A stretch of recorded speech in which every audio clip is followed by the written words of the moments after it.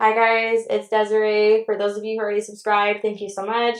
If you haven't subscribed yet, please click the subscribe button. I'm covering a ton of great topics on this channel. These are all based around entrepreneurship and what it's like being in a business, being self-employed, and the goals and the challenges that I have accomplished and the things that I have done to get to where I'm at. In this next segment, I'm going to be talking about purchasing properties as a self-employed business owner and what that process looks like, what to expect. These details are going to be very unique to the person if you have a spouse or if you have a W-2 job. But these tips I'm giving are specifically towards anybody who's self-employed that's looking to purchase properties, whether it's a primary residence or if it's rentals. I'm going to walk you through the process of what I've gone through to purchase my first home. So when you guys are purchasing your first property and you're self-employed, there's so many things that come into play, especially if you're purchasing a property on your own. So for myself, when I purchased my property, I did it on my own with my own income, no co-signer, no spouse. I had no secondary job or other income. So going in solely self-employed as a sole proprietor, there are some specific things that you're going to need to give to your lenders when you're applying for the pre-approval and when you're going through that home purchasing process. So I'm going to be walking you through a step-by-step of what I went through purchasing my first home and what to expect if you're a hairstylist or any other beauty provider looking to purchase properties, or maybe you're looking to purchase a business to lease out to other stylists. Stay tuned because these details are going to be super important. Things I wasn't aware of that I had to find along the way going through the trial and error process. I hope this helps you guys out. So number one, when you're self-employed and you're looking to purchase a piece of property, when you're applying with lenders, they're going to want to see that you have 2 good solid years of income when you're applying for that pre-approval. So when you apply for the pre-approval, they're going to be looking at a series of documents to verify your business and to make sure that you're legitimate. So one of the mistakes that I ran into when I applied for my first pre-approval back in 2022 was I gave them my previous year's tax returns for 2020 and 2021. And they averaged the 2 years. Obviously, 2020, we were shut down most of the year because of COVID. So we weren't working at our full capacity. So they averaged my income from 2020, which wasn't as high, and my 2021, which I had a full working year, and it lowered my pre-qualification and my monthly qualification for a mortgage. So I had to wait until the beginning of this year and go through that whole process again and make sure that I had 2 solid years of tax returns with my full earning capacity to be able to get a higher pre-qualification, to be able to have leverage in the market and purchase a decent property. So when you're going into purchasing anything, whether it's a rental or primary residence, a business, a commercial building, anything that you're doing to purchase, especially when you're going to take a large loan from a bank, you need to show that your business has a high take-home pay. So they do not look at your gross income. So when you're giving your 2 years of tax returns to that lender, they're going to want to see that your take-home pay is significantly high, especially if you're doing it as an individual. You need to show that you're a strong buyer and you have a high take-home income and you have money to leverage. So when I went in to do my pre-qualification this time around for the beginning of 2023, I gave my 2021 and my 2022 tax returns, which were 2 years of over 6 figures. And they look at the take home though. So if you're grossing 120, but you're writing off 100 and your take home's low, you're not going to pre-qualify for much. So the key to this process is when you're filing your taxes and you know you're going to be purchasing property is you're not going to be writing off as many expenses because you want your take home pay to look higher because they are looking at what you're taking home and not what your gross profit is from the business. So when I did this pre-qualification with my 2 full working years of 21 and 22, they averaged out the 2 years, gave me the pre-qualification, told me how much I qualified for with that amount of take-home pay that I had on my tax returns. So you don't want to mess yourself up when you know you're going to purchase and write too many expenses off because it'll lower your take-home. And then in return, when you are writing less expenses off to have a higher take-home pay to qualify for that home loan, you are going to owe money in taxes. You're going to owe a little bit more than normal, but that's just something that you're going to have to budget out because in order for us to be able to get into real estate, own properties, and build our wealth, it's going to take a little bit of a sacrifice. And so you have to understand that when you're going into that process, you are going to be paying a little bit more in taxes to show you have a higher take-home pay on your tax return to be able to pre-qualify for your properties. So next thing when you're going through the pre-qualification, and once again, I'm just kind of going based off of my experience, is they're going to be looking at your debt to income. They're going to see how many monthly outgoing payments you have against your income to determine what your monthly mortgage amount could be. So you want to make sure that you don't have a ton of credit cards and a ton of debts, liabilities going against your monthly income, because it will lower what you can pre-qualify for and it will lower what your monthly mortgage payment can be.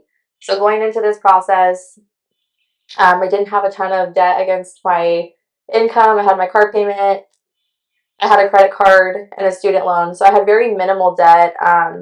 So it didn't take away too much from my monthly payment.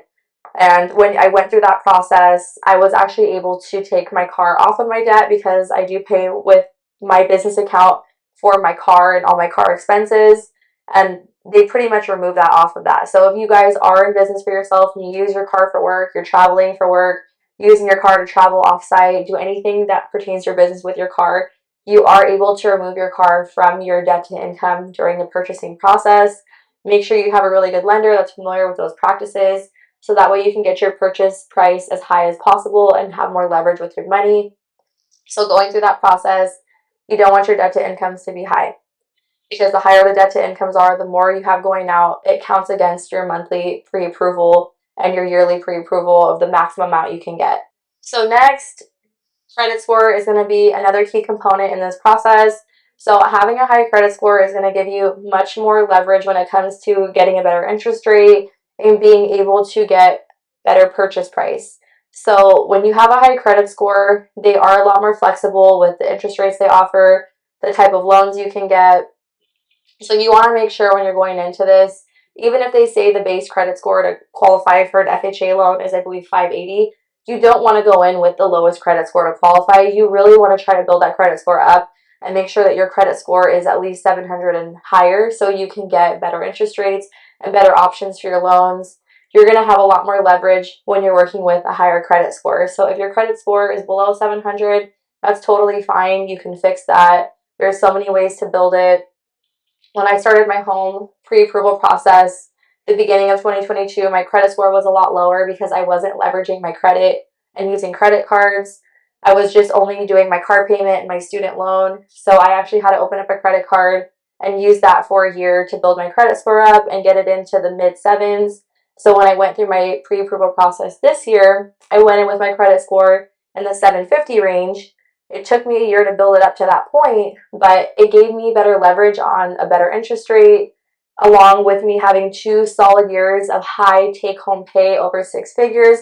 I was able to get a larger purchase price, and then alongside also having a low debt to income, so I didn't have a ton of debts going out against what I was earning to be able to qualify for a good home loan and be a strong buyer. And the whole goal of understanding these steps is that when you're self-employed, they're going to want a lot more documents from you. So I'm trying to walk you guys through what to expect when you're purchasing a property to help you through some of the challenges and the obstacles that I went through. So when I started that process, I was not aware of any of this stuff, especially being a first-time home buyer, wanting to get into real estate and wanting to buy investment properties. I think sometimes people don't always do the research, or they're not always aware of the stipulations of what you have to provide when you're self-employed. There's a lot more hoops we jump through because they're looking at all of your accounts, whether it's your business account, your personal checking. They want to see how much money you have saved, how long have you had the money saved. They're looking at all of your outgoing, your ingoing. You know, you're giving a lot more documents versus a normal person who is just like a W-2. I believe when you're a W-2 worker and you work for a company, you typically give a couple pay stubs and a tax return. They qualify you, you're good to go. But when you're self-employed, there is a lot more hoops to jump through, especially if you're purchasing by yourself. So if you're married and you're going in on a purchase with a spouse who's a W-2, your process is going to look completely different. And or should you get a co-signer, once again, that process can look completely different. But I'm just walking you guys through what it looks like to purchase a piece of property, being self-employed, and doing that on your own. So lastly, when it comes to purchasing my first piece of property, and one of my biggest pieces of advice I can give anybody is save, save, save, save, and save more. you have to put your down payment, you have to pay for your closing costs, you're going to have to buy appliances, you're going to have to pay for inspections, you're going to have to pay for appraisals. There's so much that you're going to have to invest into these properties to get going. So you want to make sure that you save as much money as you can. Be frugal, cut back your expenses, and prepare yourself to become a property owner and be invested into property. It does take a sacrifice in the beginning to change those habits, save that money. But if that's one of the things you can take away from this, it is to save your money. I saved my money for about 3 years, prepping myself to get into being a homeowner and purchasing property. And I'm going to continue to practice those habits because I want to continue to purchase more properties and invest my business income into those. So I have other resources and other outlets and streams of income coming in later on down the road. So when you're going through the process, you want to make sure that you do have a substantial amount of money saved. If you don't have much now, don't be discouraged because it's not an overnight process. Like I said, it took me 3 years to save the money that I did to start the process. But before you know it, once you practice those saving habits, they're going to apply to you lifelong and build you so much more success when you know how to manage your money and you know how to save it. So for you guys to take away from this video today, number one is going to be purchasing as a self-employed business owner. You're going to need 2 solid years of tax returns. You're going to need low debt to income. You're also going to need a high credit score. And lastly, you're going to need to have your money saved and know how to leverage that. If you can get these 4 things locked in, you're going to be a very strong buyer. You're going to have a lot more options. You're going to be able to leverage your income and invest that into properties to create more wealth for yourself and for your future generation.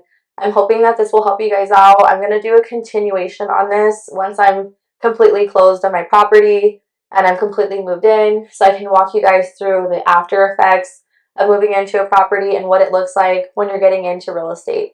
Because business does pertain to everybody, whether you're a hairstylist, a real estate agent, any type of entrepreneur, all of these avenues do tie together. And I want you guys to think of the bigger picture because yes, you're behind the chair. Yes, you're providing beauty services. Yes, you can make good money, but we also need to think about how to funnel that money into other investments and other assets to create more success and more wealth for yourself down the road and in the future. I hope this helped you guys out. Stay tuned. I have so much more to fill you in on. Have a great day.